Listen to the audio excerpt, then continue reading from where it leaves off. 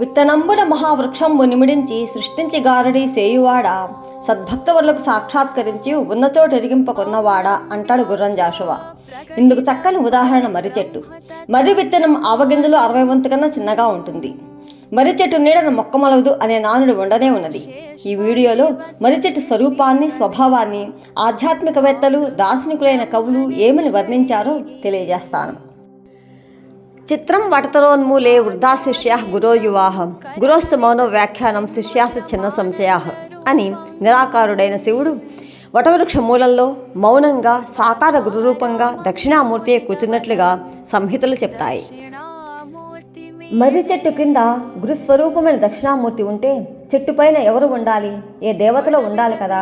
అలా కాకుండా మన జానపదుల ప్రాచీన గాథలలో మర్రి చెట్లు బ్రహ్మరాక్షసులకు, భూత భేతాళ పిశాచాదులకు నివాసంగా కనబడతాయి.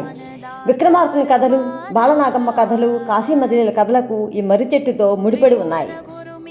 జానపద సాహిత్యంలోనే కాక మన తెలుగు సాంప్రదాయక ప్రబంధాలైన ఆముక్త మాల్యదలో శ్రీకృష్ణ దేవరాయలు, శ్రీ కాళహస్తీశ్వర మహత్యంలో దుర్జటి మర్రి చెట్లు బ్రహ్మరాక్షసుల నివాసంగా వర్ణించారు.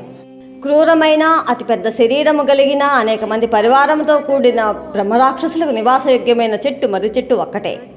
దాని విస్తృతి వ్యాపకత్వమే ఇందుకు కారణం. మన దేశంలో కలకత్తాలోని మర్రి చెట్టు, తమిళనాడు అడయారులోని మర్రి చెట్టు ప్రసిద్ధికెక్కాయి. మన తెలుగు రాష్ట్రాలలో మహబూబ్నగర్ జిల్లా పిల్లల మర్రిలోని మర్రి చెట్టు, అనంతపూర్ జిల్లా గూటి బయలులోని తిమ్మమ్మ మాను మర్రి చెట్టు ప్రసిద్ధికెక్కాయి. తిమ్మమ్మ మాను మర్రి చెట్టు 2000కు పైగా ఊడల మాను అయి 35 కిలోమీటర్ల విస్తీర్ణత కలిగి ప్రపంచంలోనే అతిపెద్ద మర్రి చెట్టుగా గిన్నిస్ బుక్ రికార్డును ఆక్రమించింది. చెట్లన్నీ నేలలోనే వేళ్లను పుట్టించుకుంటూ పెంచుకుంటూ పైకి ఎదుగుతాయి. మర్రి మొక్క తన కాండం నుండి వేళ్లను సృష్టించుకుంటూ భూమిపై తన ఉనికిని ఊంచుకుంటూ ఎదుగుతుంది. ఎదిగిన శాఖల నుండి వేళ్లను నేల మీదకు దింపుతుంది. వేళ్లను ఊడలు అంటాం. వాటిని తెంపకుండా నరకకుండా వదిలేశామంటే చెట్టు ఎంత మేరకైనా వ్యాప్తి చెందుతుంది. ఆ ఒక్క చెట్టే అడవిలా తయారై అనేక జీవరాశులకు ఆశ్రయాన్ని ఇస్తుంది, బాటసారులను భయపెడుతుంది. శ్రీకృష్ణ దేవరాయలు ఆముక్త మాల్యద ప్రబంధంలో మాలదాసరి కథలో వటవృక్షాన్ని ఈ విధంగా వర్ణించాడు. కాంచన్ వైష్ణవుడర్ధయోజర జటా ఘాటోత్ఖ శాఖోపశాఖాంచాట చరన్మరుద్రయ దవీయ ప్రేషిత ఉజ్జచ్ఛదోద్దంచత్కీటకృత వ్రణచ్ఛలన లిప్యా పాదితాధ్వన్య నిస్సంచారాత్త మహాఫలోపమఫల స్మాయద్వటవృక్షమాజమున్. దారి తప్పిన మాలదాసరి చూసిన వటవృక్షం ఈ విధంగా ఉంది. 26 కిలోమీటర్ల దూరం వరకు దాని శాఖలు ఉపశాఖలు వ్యాపించి ఉన్నాయి. గాలికి ఆకులు దూరంగా నెట్టబడి ఆ ఆకులను కీటకాలు తినడం కారణంగా ఏర్పడిన రంధ్రాలు, గీతలు. ఇక్కడ బ్రహ్మరాక్షసుడు ఉన్నాడు, బాటసారులు ఎవరు ఇక్కడికి రావద్దు అని చెప్పినట్లుగా రాసినట్లు ఉన్నది. ఈ కారణం చేత కలిగిన పుణ్యము ఫలించి ఆ చెట్టు నిండా పండ్లు ఉన్నాయి అని చెప్పబడింది.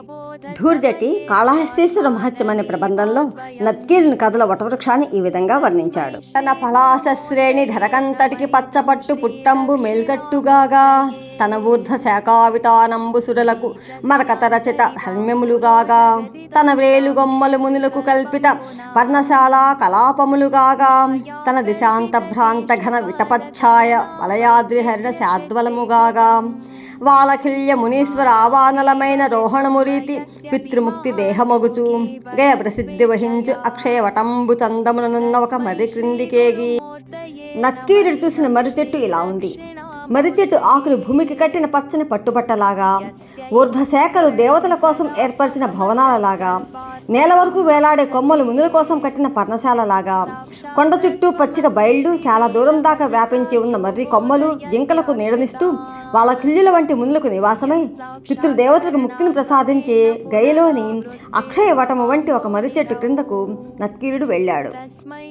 సంసారం అనే వటవృక్షాన్ని ఆశ్రయించి వివిధ జీవరాశులు, భయంకరమైన భూత ప్రేతాది గణాలు, బ్రహ్మరాక్షసులు ఉంటారు. ఊడలు పట్టుకొని చంచలమైన మనసు కలిగిన కోతుల వంటి ప్రాణులు ఉంటాయి. ఈ భయంకర సంసారాన్ని దాటడానికి శివుడే దక్షిణామూర్తిగా గురు రూపంలో వటవృక్ష మూలంలో ఉండి ఈ జీవరాశులన్నింటినీ సంసారాన్ని దాటిస్తాడు.